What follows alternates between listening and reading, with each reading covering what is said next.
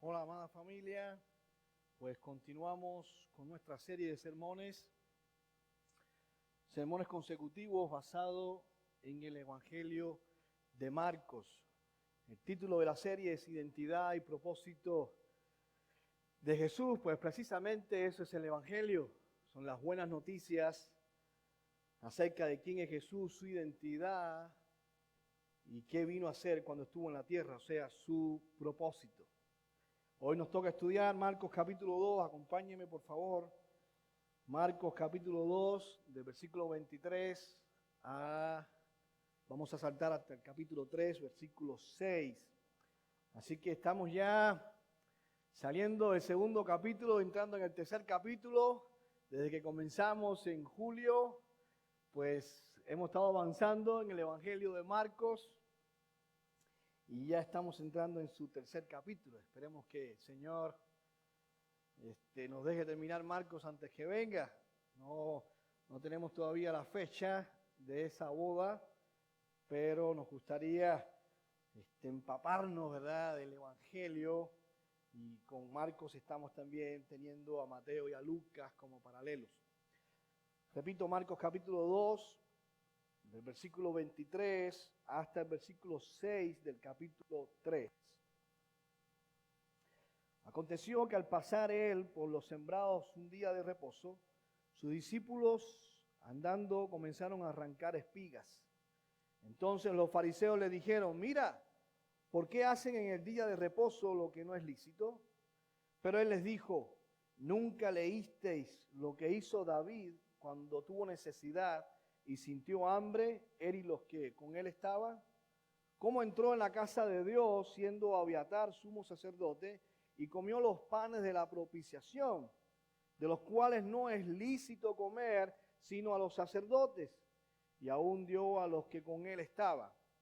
También les dijo: el día de reposo fue hecho por causa del hombre, y no el hombre por causa del día de reposo. Por tanto, el Hijo del Hombre es Señor aún del día de reposo.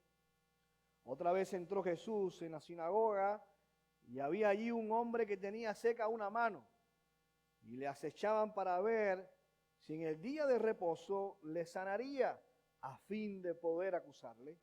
Entonces dijo al hombre que tenía la mano seca: levántate y ponte en medio. Y les dijo: ¿es lícito en los días de reposo hacer bien o hacer mal, salvar la vida o quitarla? Pero ellos callaban. Entonces, mirándolos, alrededor con enojo, entristecido por la dureza de sus corazones, dijo al hombre, extiende tu mano. Y él la extendió, y la mano le fue restaurada sana. Y salidos los fariseos, tomaron consejo con los herodianos contra él para destruirlo. Oramos. Padre, te alabamos. Te alabamos por tu palabra, Señor. Tú te has revelado en tu palabra. Nos quieres mostrar quién eres. Quieres mostrarnos quién es Jesucristo, qué vino a hacer. Y es lo que estamos haciendo, Señor. Conociendo lo que el Espíritu ha puesto ahí. Pedimos que tu Espíritu que mora en nosotros nos pueda iluminar a toda verdad. Preparamos nuestra mente y nuestro corazón para escucharte. En el nombre de Jesús oramos. Amén. Hermanos, estamos estudiando el Evangelio de Marcos versículo por versículo. Este es el pasaje que nos toca y los que han seguido la serie desde el principio ya se habrán dado cuenta que Jesús desde el momento que comenzó su ministerio está teniendo confrontaciones con este grupo de religiosos de su tiempo llamados fariseos. En las últimas semanas vimos cómo un grupo de estos fariseos acusaron a Jesús de blasfemia, que se creía Dios cuando Jesús perdonó los pecados del paralítico.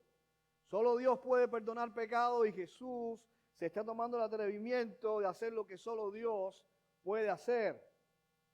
Luego los fariseos lo criticaron porque estaba comiendo con cobradores de impuestos, con publicanos, que para la mentalidad de los fariseos, esta gente ni siquiera era parte del pueblo, eran unos traidores.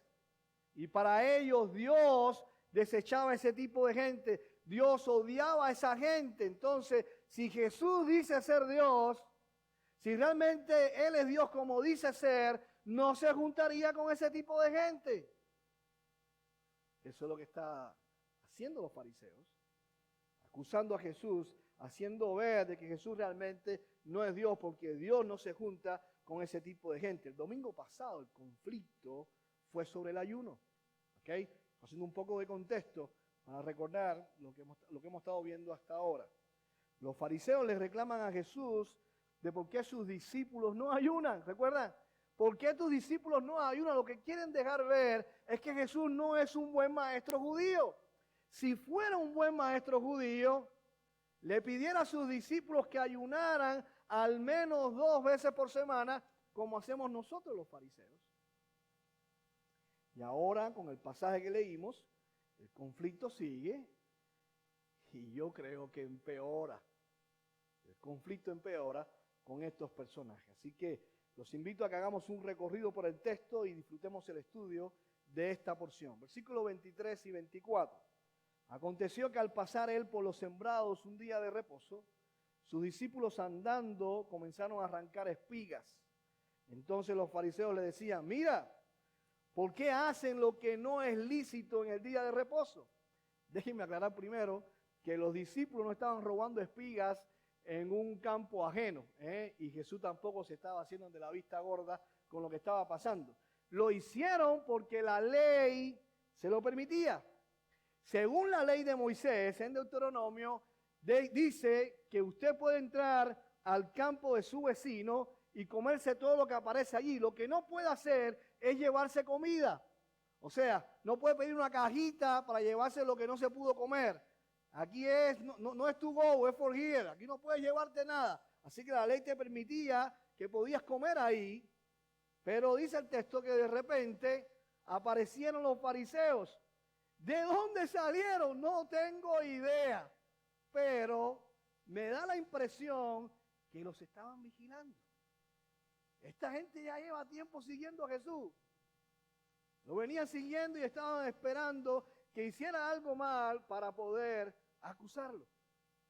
De ahí la expresión mira en el versículo 2, como le escuché decir a un predicador, ese mira puede ser traducido como ajá, te agarramos, ajá, los agarré, quebrantando el día de reposo, haciendo algo ilícito.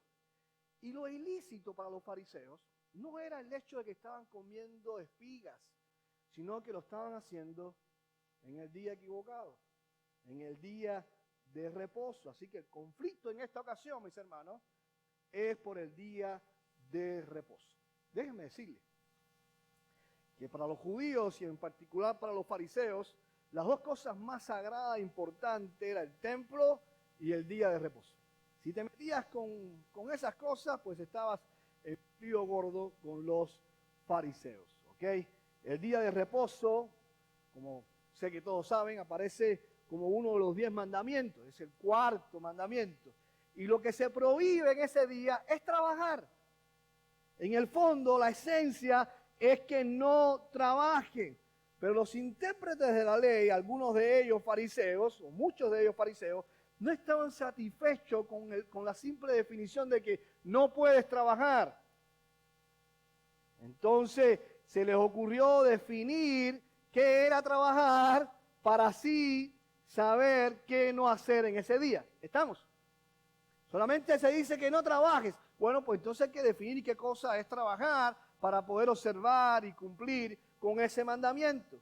Y a través de los años comenzaron a añadirles un montón de regulaciones de cómo debía observarse el día de reposo.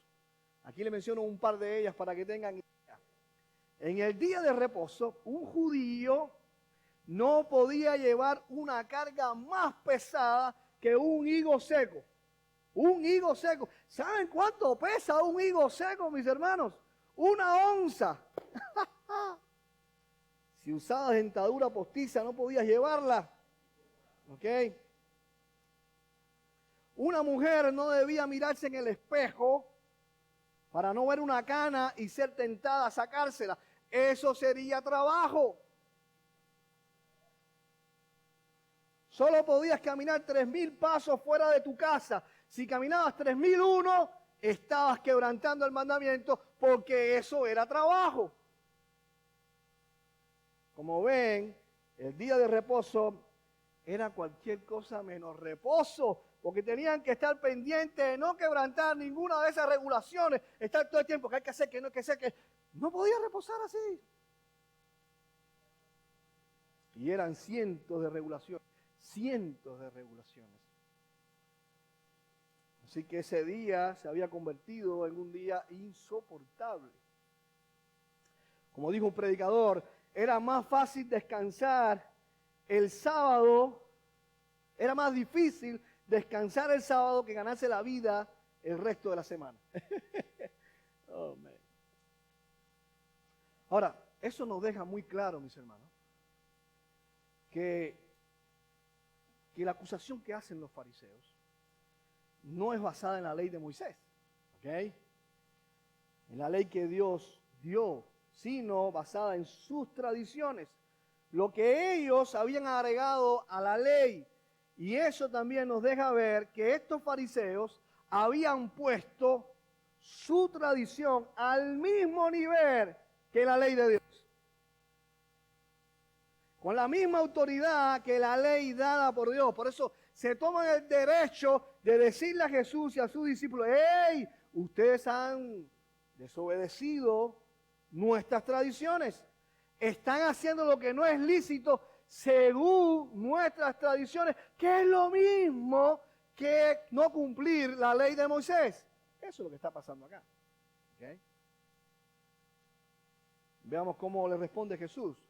Versículos 25 y 26. Pero él les dijo: ¿nunca leísteis lo que hizo David cuando tuvo necesidad y sintió hambre? Él y los que con él estaban. ¿Cómo entró en la casa de Dios, siendo Abiatar sumo sacerdote, y comió los panes de la propiciación, de los cuales no es lícito comer sino los sacerdotes? Y aún dio a los que con él estaban. Jesús le está diciendo a esta gente: ustedes que son expertos en la ley, ustedes que dedican toda su vida a estudiar las Escrituras, ¿nunca leyeron sobre lo que hizo David con los panes sagrados del tabernáculo? O tal vez ya se les olvidó esa historia. Creo que Jesús quería que esta gente se diera cuenta que se habían enfocado tanto en todas las reglas que habían inventado que ya ni se acordaban de lo que decía la Biblia. Les importaba más su tradición que la palabra de Dios. Su tradición tenía tanta o más autoridad que la misma palabra de Dios. Y eso es muy preocupante. Muy preocupante. No hace mucho estábamos conversando con un pastor que tiene una posición muy influyente, es un líder muy influyente acá en Dallas. Y estamos observando una doctrina sobre la iglesia en las cartas de Pablo. Y de repente ese líder dijo, pero eso no es lo que creemos los bautistas. Y nos llamó la atención ese comentario. Uno del grupo le dijo, ¿y qué tiene para usted más autoridad? ¿La tradición bautista o lo que dice las Escrituras? Este hermano conoce más la tradición bautista que la misma Biblia. Y eso es peligroso, porque vas a vivir según la tradición y no según la Biblia. Y si eso no es legalismo, no sé entonces cómo llamarlo, mis hermanos. Eso es lo que estaban haciendo los fariseos. Miren, la historia que Jesús cuenta se encuentra en el primer libro de Samuel. ¿Okay? David está huyendo del rey Saúl. Así que está con fatiga, está con hambre, está a punto de desmayarse. Anda con un grupo de guerreros y llega al tabernáculo y le pregunta al sacerdote, oye, tenemos hambre, no hay nada que comer acá. No hicieron nada, pizza, hot dog. Y dice, no, lo único que tenemos son los panes de la propiciación. Ahí 12 panes que están sobre una mesa de oro.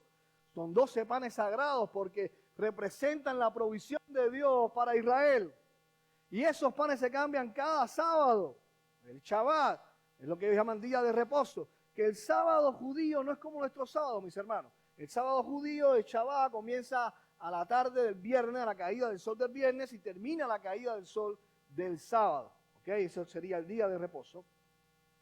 Y se cambiaban cada sábado. Así que posiblemente, porque dice que estaban calentitos. Hicimos los cubanos calenticos. Así que era un sábado, era un día de reposo. Y dice que el sacerdote le dio de comer esos panes. Y también a la gente que andaba con David. Ahora, ¿cuál es el punto? ¿Por qué Jesús está enseñando esto? ¿Por qué Jesús usa esta historia? Mis hermanos, Jesús le está diciendo a esta gente, a los fariseos, que las leyes no pueden estar por encima de las necesidades humanas. Las leyes son dadas para beneficio del hombre, no al revés, no para esclavizarlo, sino para beneficiarlo. David no fue condenado por comer esos panes, ni el sacerdote fue condenado y castigado por Dios por haber entregado esos panes a David. ¿Por qué? Porque tenían necesidad.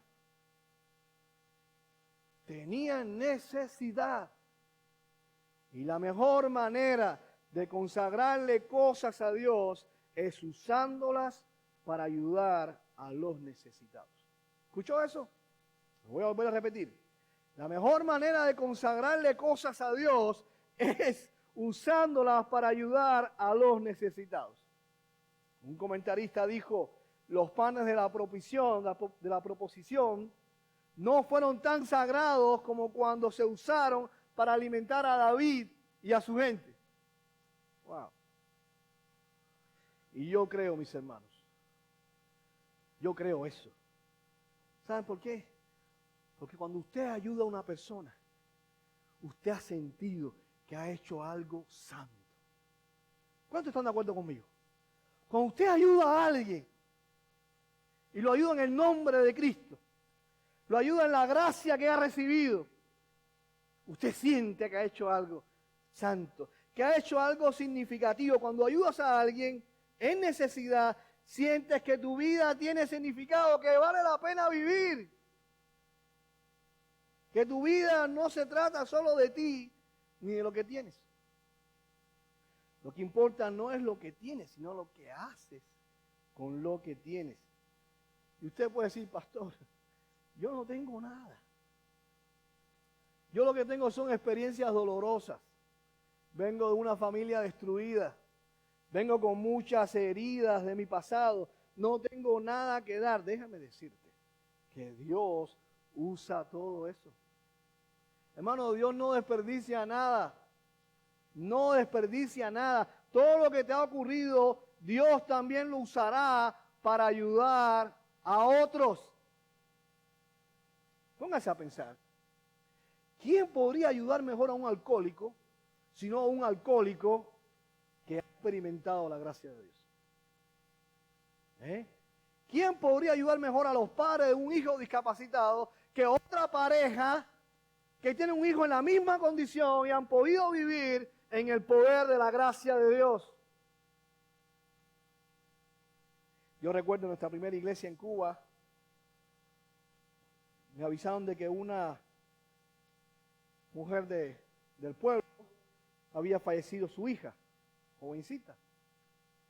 Y me pidieron que fuera y hablara con la señora. Y me acordé que 2 hermanas de la congregación habían perdido sus hijos. Antes de yo ser pastor, habían vivido esa experiencia. Y fui a casa de esas 2 hermanas. Y le dije, ¿me pueden acompañar? ¿Me pueden acompañar? Y llegué a casa de esa señora con estas 2 hermanas y le pedí a las hermanas que compartieran con ella cómo ha sido su vida con ese dolor. Dios permite que pases por experiencias dolorosas porque te está equipando para ayudar a otros que pasarán por lo mismo.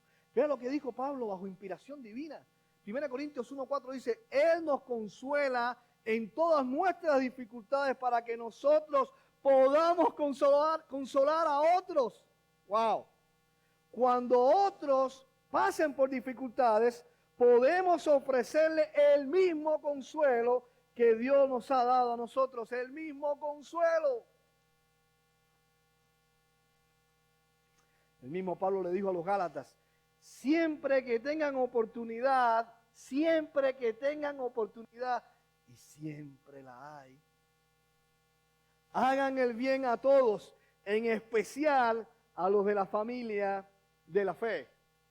Y este fue el lema del famoso John Wesley, quien dijo, haz todo el bien que puedas, por todos los medios que puedas, en todos los lugares que puedas, en todo momento que puedas, a todas las personas que puedas, mientras puedas.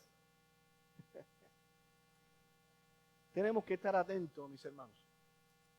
Es el ejemplo que Jesús está dando. Estar atento a las necesidades de los demás. Cuando Dios pone a alguien necesitado frente a ti, adivina qué. ¿Qué quiere hacer Dios? Dios te quiere usar para ayudar a esa persona. No evites, no dejes pasar esa oportunidad. Santiago en su carta nos da un ejemplo de esto, de cómo perdemos oportunidades de ayudar. Santiago 2:15 y 16 dice, supónganse que venga un hermano o una hermana que no tiene qué comer ni con qué vestirse, y uno de ustedes le dice, adiós, que tengas un buen día, hermanito, abrígate mucho y aliméntate bien, pero no le da ni alimento ni ropa. No, estoy inventando, búsquelo. Santiago 2:15 y 16. Vamos a llevar eso a nuestro contexto. Llegó el frío a Dallas, enero, febrero, y te enteras de un hermano que no tiene cómo calentar su casa, se le rompió la calefacción, y también no tiene alimento suficiente, y tú tienes comida, y tienes leña en casa. Entonces te enteras lo que está pasando con ese hermano, y le mandas un texto por WhatsApp. Hermano querido, me enteré que estás en dificultades. Tranquilo, voy a orar por ti. Orar. Esa oración no sirve para nada. Esa oración no va a calentar al hermano, a menos que sea una oración pentecostal de esa de fuego, ¿no? Esa oración no va a alimentar al hermano. Dios hizo que supieras esa necesidad para que ayudaras, no para que oraras. Y si vas a orar, es para agradecerle a Dios el privilegio que te está dando de ayudar a un hermano necesitado. ¿Saben por qué no ayudamos a otros? Porque estamos muy enfocados en nuestras necesidades. Lo que necesito, lo que necesito, lo que necesito, lo que necesito, lo que necesito, lo que necesito. Y no nos deja ver las necesidades de otros. Yo alabo al Señor por un hermano que estaba con nosotros hoy, hermano Phil. Phil Armstrong es un ejemplo de esto, mis hermanos. Es un hermano que puede tener mucho, mucho más, pero ayuda a otros. Está ayudando a muchos pastores y misioneros en Cuba. Ayuda a mucha gente, a mucha gente. Y por eso lo honramos, porque la Biblia dice honrar al que honra merece. Y Phil es un ejemplo a seguir. Está atento a dónde está la necesidad para ayudar. Porque sabe que la vida no se trata de acumular, sino de cuánto puedes entregar. Pues vamos al texto, versículos 27 y 28. También les dijo, el día de reposo fue hecho por causa del hombre y no el hombre por causa del día de reposo. Por tanto, el Hijo del Hombre es Señor aún del día de reposo. Miren, mis hermanos, Jesús no solamente se defiende de la acusación, sino que les quiere dejar claro cuál es el propósito del día de reposo, para qué fue hecho ese día. Y notemos un par de cosas aquí. Primero dice que el día de reposo fue hecho. ¿Lo ven ahí? El día de reposo fue hecho. Yo pregunto, ¿hecho por quién? ¿Por quién fue hecho? ¿Quién es el creador del día de reposo?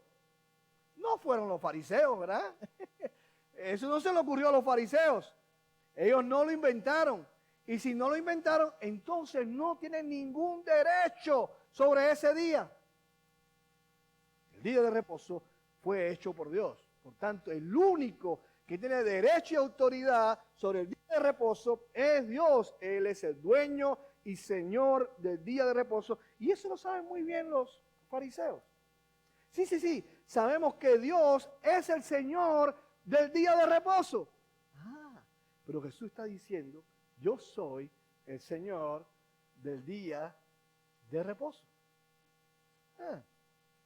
En otras palabras, yo soy el dueño del día de reposo. Yo tengo poder y autoridad sobre el día de reposo. Si alguien sabe que es lícito y no lícito en este día, soy yo. ¿Cómo habrán recibido eso los fariseos? ¿Se imaginan a los fariseos escuchando eso? Jesús está diciendo que es Dios. Lo está volviendo a hacer. Lo hizo con el paralítico, ¿se acuerdan? Ahí están los fariseos diciéndole a Jesús, solo Dios puede perdonar pecados. Sí, ustedes también. ¿Están claros? Buena teología. ¿Saben por qué yo perdono pecados? Porque yo soy Dios. Aquí no hay nada raro. ¿Ustedes dicen que Dios es el Señor del día de reposo? Pues sí, claro. Está bien. Yo también soy el Señor también del día de reposo. ¿Por qué? Porque yo soy Dios. Y es lo que hemos estado viendo desde que comenzamos esta serie, mis hermanos. Jesús tiene poder y autoridad para enseñar. Jesús tiene poder y autoridad para sanar. Jesús tiene poder y autoridad para echar fuera demonios. Jesús tiene poder y autoridad para perdonar pecados y también tiene poder y autoridad sobre el día de reposo. ¡Wow! ¿Qué clase de Jesús tenemos, ¿Por qué? Porque Él es Dios.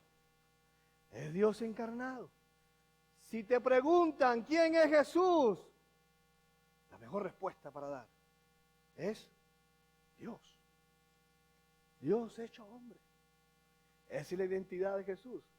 Y eso es una de las cosas que quiero cuando terminemos esta serie.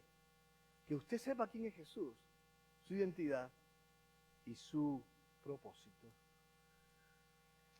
Así que si los fariseos tenían alguna duda de que Jesús decía ser Dios, esto que acaban de escuchar le puso la tapa al pomo, ¿verdad? Está más que claro.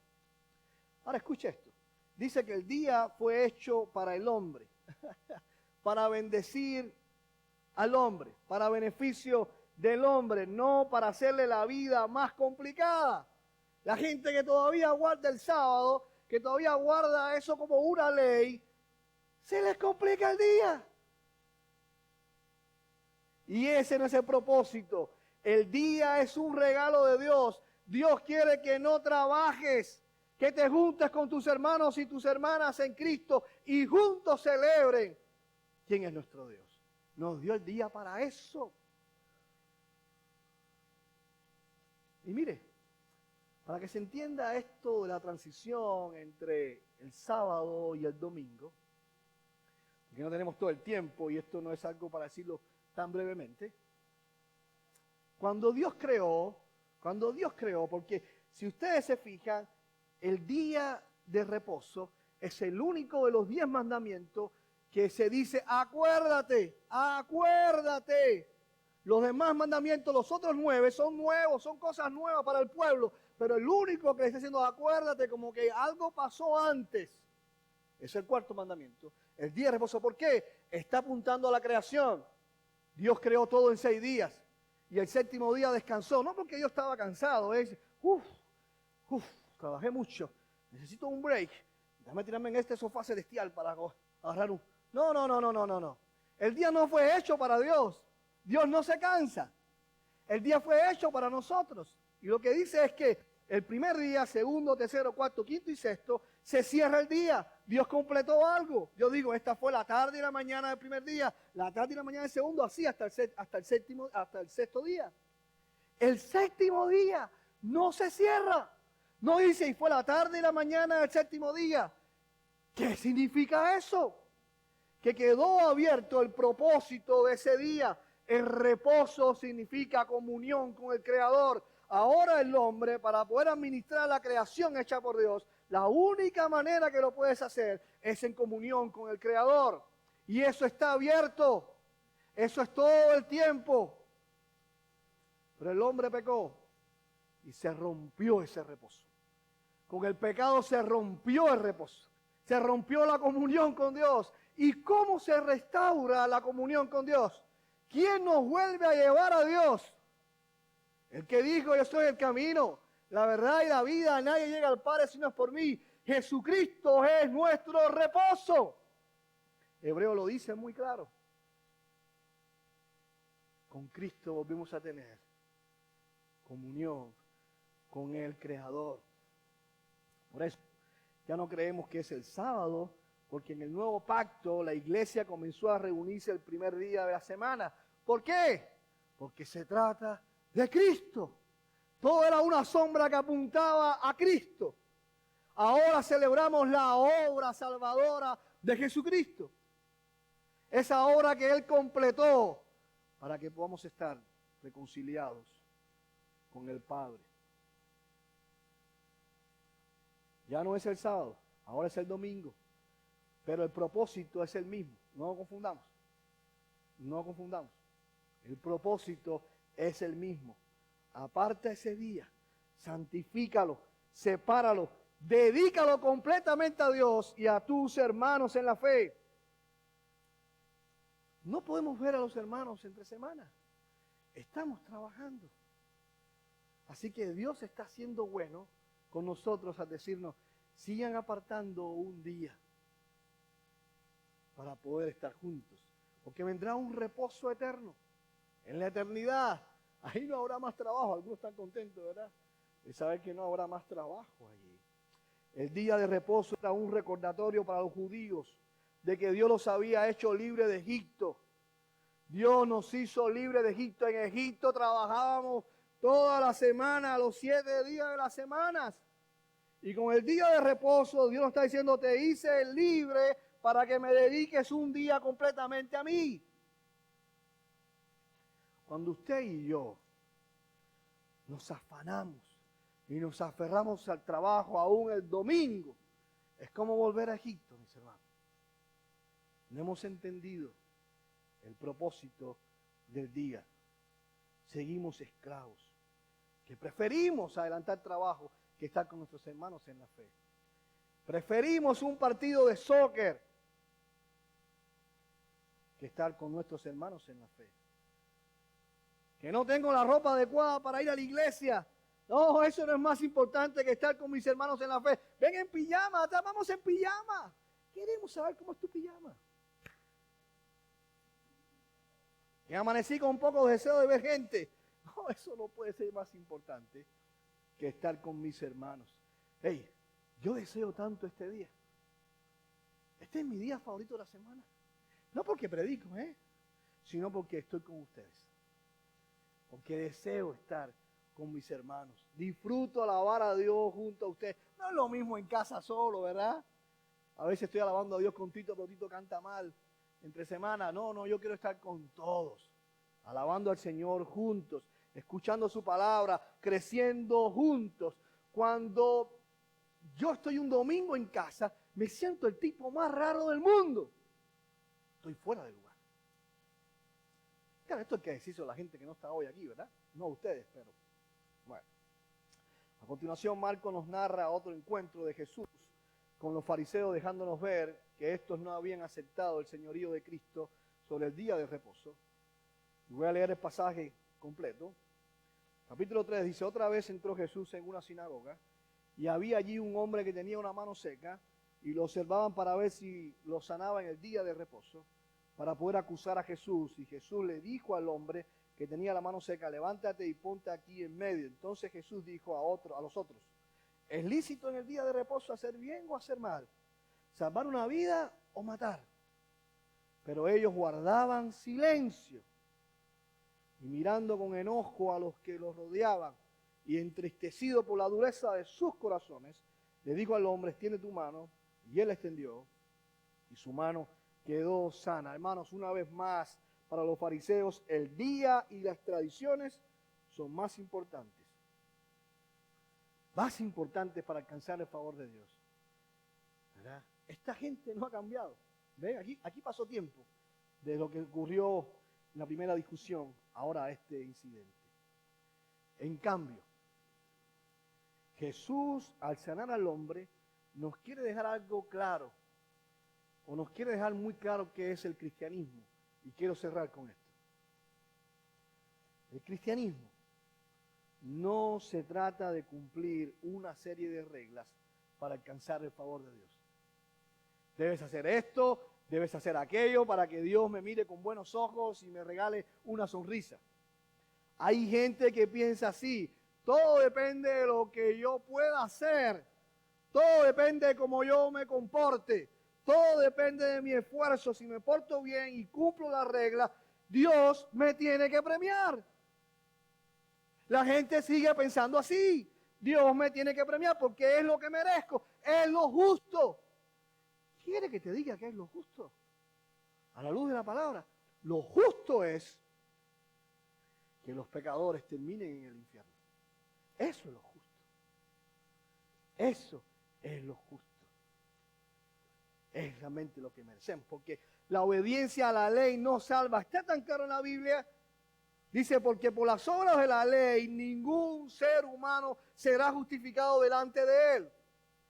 Pues por medio de la ley viene el conocimiento del pecado. ¿Saben por qué, mis hermanos? Porque el pecado no tiene que ver con lo malo que hacemos. El pecado tiene que ver con lo bueno que no llegamos a hacer, que no podemos llegar a hacer. Ese es el pecado. No es lo malo, por eso nos comparamos con otros. No, me comparo con aquel porque él es un bandido y yo me veo mejor.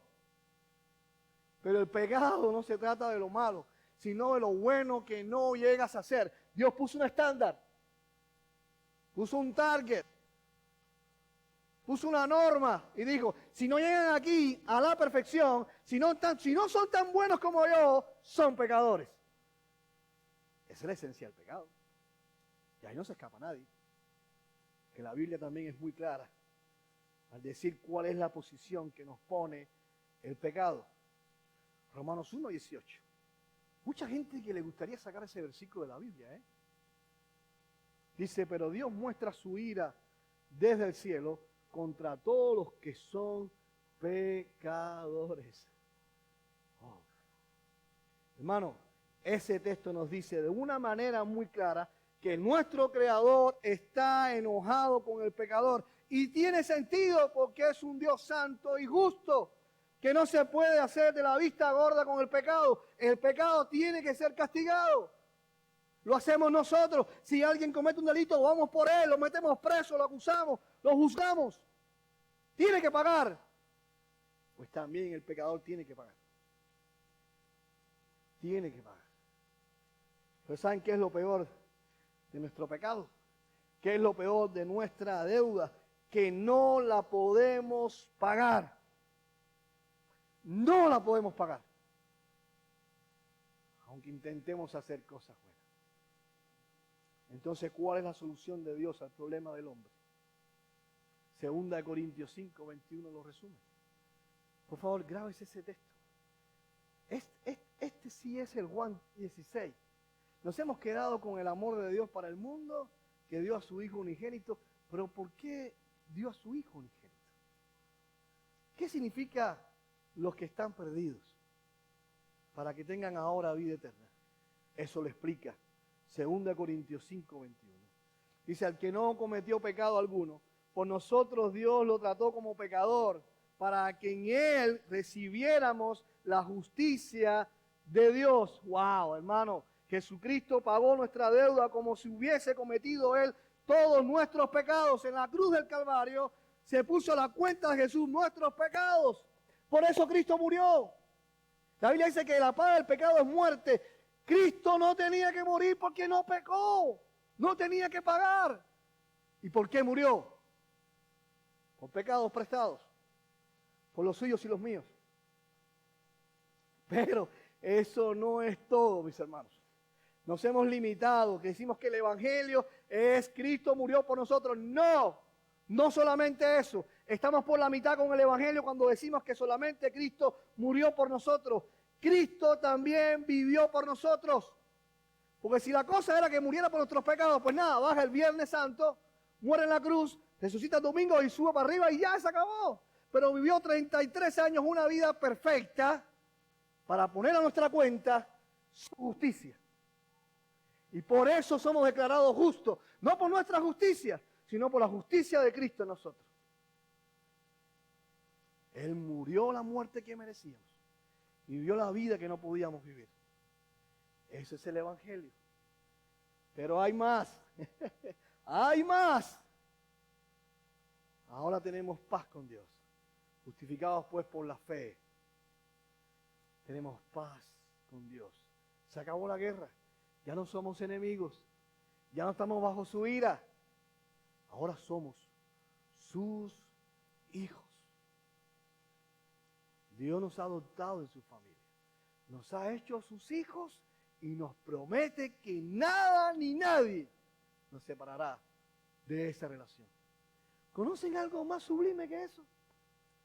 Si usted me dice que hay algo más sublime que eso, no le voy a creer. Que Dios pagó la misma deuda que le teníamos al venir Cristo. Hermanos, queremos una iglesia llena de hombres y mujeres que amen a Cristo, que han entendido la gracia de Dios, que viven en esa gracia. No queremos fariseos, no queremos gente que quiere obedecer para ganar el favor de Dios, sino gente que obedece porque está en gratitud, porque ha sido favorecida y bendecida por Dios, por su gracia en Cristo Jesús. Es lo que queremos.